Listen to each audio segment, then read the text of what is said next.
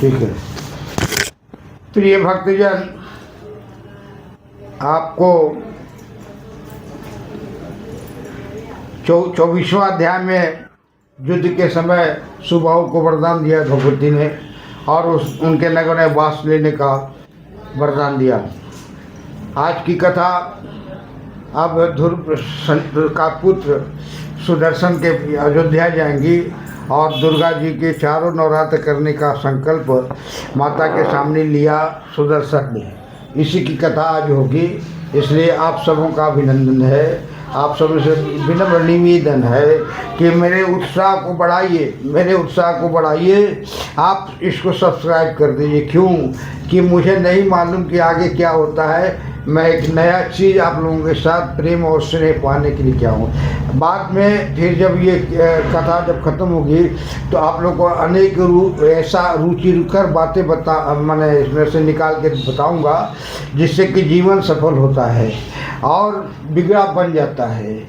ये सब कहानी अभी मैं आपके द्वारा इसको अक्षरशः आर पार कर रहा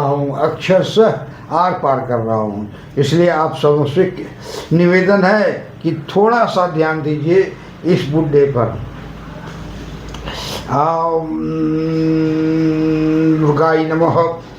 व्यासुवाच गतो अयोध्यां राज्ञां सुहृद्वृतः शत्रुजिर्मातरं प्राह प्रणम्यं शोकसंकुलाम्।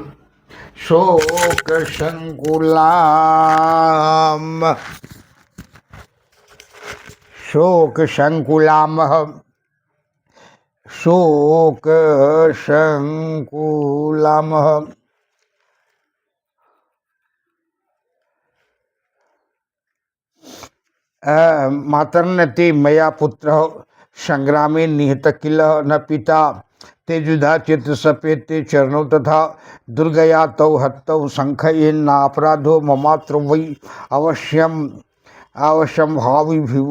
भाविषु प्रतिकारो न विद्यते न शोको अत्र त्वया कार्यो मृतपुत्रस्य मानिनी स्वकर्मवशगो जीवो भुक्ते भोगान् सुखान् दासो अस्मिन् तव भो मातर यथा मम मनोरमा तथा त्वमपि धर्मज्ञ न भेदो अस्ति मनागमपि अवश्यमेव भोक्तव्यं क्रीडं कर्म शुभाशुभम तस्मान्नः शोचितव्यं ते शोक दुःखे कदाचन दुःखे दुःखादिकालं पश्येत सुखाभिदकम् आत्मानां शोक हर्षाभ्यां शत्रुभ्यामेवं नार्पयेत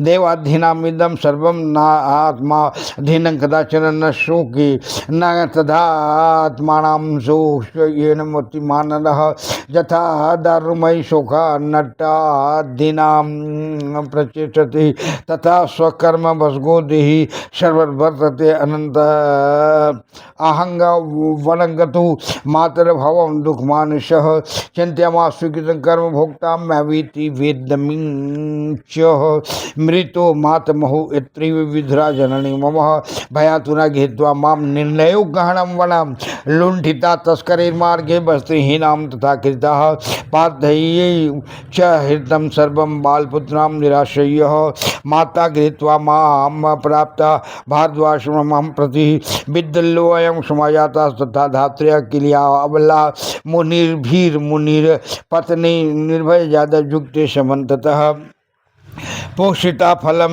निवारी वेक्यम तत्र इष्टास्त्र दुखम न मे तदा हयासित सुखम न अध्ययन धनागमे न वैरम न च माश्चर्य मम चित्ते तु गर्हिचित निवारा भक्षणम शेषणम नाजभोगातम प्रंदपे जदासीत नरकं जाति न निवाराशनम क्वचित धर्मस्याचरणम कार्य पुरुषेण बीजानतः संजिते यद्रिवर्गं वै यथा न नरकं व्रजित मानुष्यं दुर्लभं मातः खंडे अस्मिन् भारते शुभ्ये आहारादि सुखम नूनम भवेत् सर्वासु योनिषु प्राप्यं तं मानुषं देहं कर्तव्यं धर्म साधनम स्वर्ग मोक्ष प्रदम दुर्लभम नान्य योनिषु व्यासुवाच यदि तेन नीलावत्याति लज्जितः पुत्र शोकं प्रतिजयं तमाशु विरोचनः शापरा तस्मिन् पुत्राहं कृता पित्रा जुदाचितः हत्वा मातामहं नेत्रं हृदयं राज्यं तु येन वय्यः न थं वारयितुं शक्तां तदां न श्रुतं मम यत्कृतं कर्म तेनैवं पित्रा जुदाचितः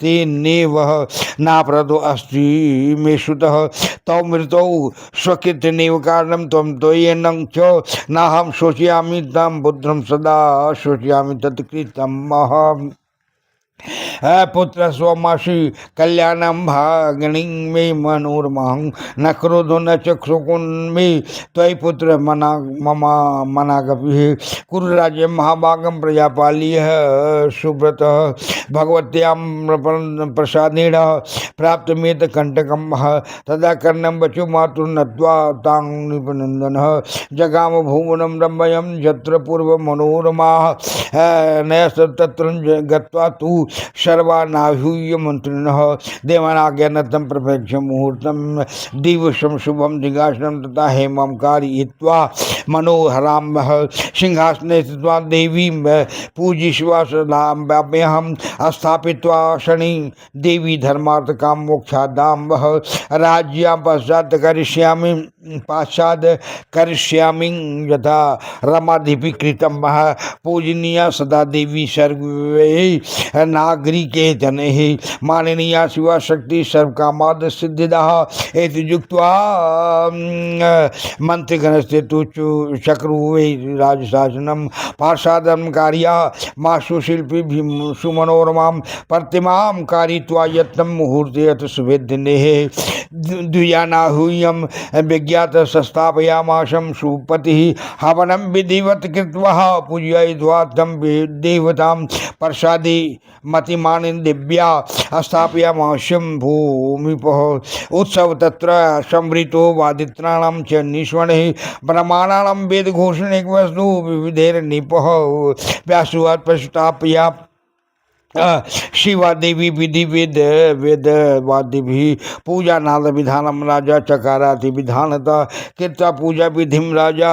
राज्यं प्राप्य स्वपैतृकं विख्याताश्चाम्बिका देवी कौशलेषु बभूव राज्यं प्राप्य नीपम सर्वकामन्तं कुर्मान्नित्याथ वशचक्रे अतीयः मिष्ठान समृद्धत विजयी निपः यथा रामम्रा स्वराज्या विहुतिलपश्यं यथा प्रजानं वै सुख द्वदश मर्यादयापि तथा भवतः धर्मांबरनाशामां च तस्पादस भवतः तथा न धर्मे रमते चित्तं कोपमपि महितले ग्रामे ग्रामे च प्रसादां चक्रुः सर्वे जनाधिपाः दिव्या पूज्या तदा विद्या कौशलेषु परिवर्तिताः सुबाहुरपि काश्यां तु दुर्गायां प्रतिमां शुभां आकाश्यां तु दुर्गाया प्रतिमां शुभां कारयित्वा च प्रसादं स्थापयामास भक्तितः तत्तस्या जना सर्वे प्रेम भक्तिपरायणः पूजां चक्रुविधानेन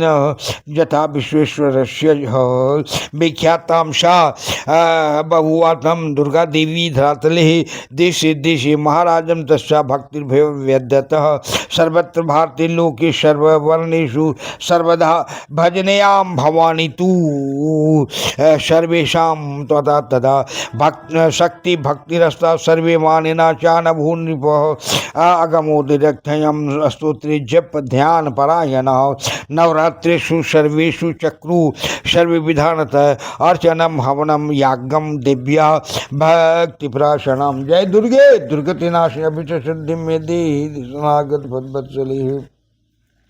प्रिय भक्तजन, सुबाहु के साथ वचन दे दी माता दुर्गा की हम काशी में भी वास लेंगे, आपके राज में रहेंगे और स्थिर रहेंगे। सुदर्शन को बोले कि तुम अयोध्या जाओ, माता अंबिका का आज्ञा हुआ अयोध्या जाओ और विधि पूर्वक हमारा स्थापना करके और चारों नवरात्र करने की चेष्टा करो, प्रजा सुखी रहेंगे। और प्रजा को भी सिखाओ, प्रजा को भी सिखाओ कि ये 4 तरह की दुर्गा की पूजा करो, और करने से परिवार सुखी रहता है, राज्य सुखी रहता है, पंच प्रकृति सुखी रहता है। इस तरह से कर करके नगर को चलाओ। तो ध्रुवसुंद पुत्र सुदर्शन जब अयोध्या आया तो कलावती मनोरमा की सैतिन दूसरी पत्नी ध्रुवसंधि की, जिससे कि जिसके पिता युधाचित थे, जो युद्ध में अभी माता अंबिका दोनों नाती और नाना को माने बाणों से ढककर संहार कर दिया। वो डर गई कि आज अब क्या करेगी, ये सुदर्शन क्या करेगा और मनोरमा क्या करेगी, इसलिए डर से कांप रही थी। किले के एक कोने में कहीं नुक गई। तो सुदर्शन आया तो सबसे पहले कलावती को खोजा, खोजने के लीलावती कलावती जो कहिए खोजा। खोजने के बाद साष्टांग प्रणाम किया कि माता, हम अपनी माता मनोरमा से कम नहीं, अधिक ही आपको माँ मानेंगे, इसलिए आप कृपया हमसे डरिए मत। जो हुआ सो हो गया, अब ऐसा कुछ होने वाला नहीं है। तब वो तर्क वितर्क करती है और कहती है कि सुनो भाई, हमारे पिताजी ने बहुत कष्ट दिया तुम लोगों को, इसलिए भय तो लगेगा ही, और छोटा मोटा बात नहीं है। तुम लोगों को कितना कष्ट दिया, राज से निकाल दिया, तुम लोगों को मारने का प्रयत्न किया, उसमें मैं कैसे साहस करती कि हम तुम्हारे राज में रहें। बोला नहीं माता, आप यहाँ रहो, और रहने के बाद देखो मैं तुम्हें अपनी माता से ज़्यादा मानूंगा, अपनी माता से ज़्यादा मानूंगा।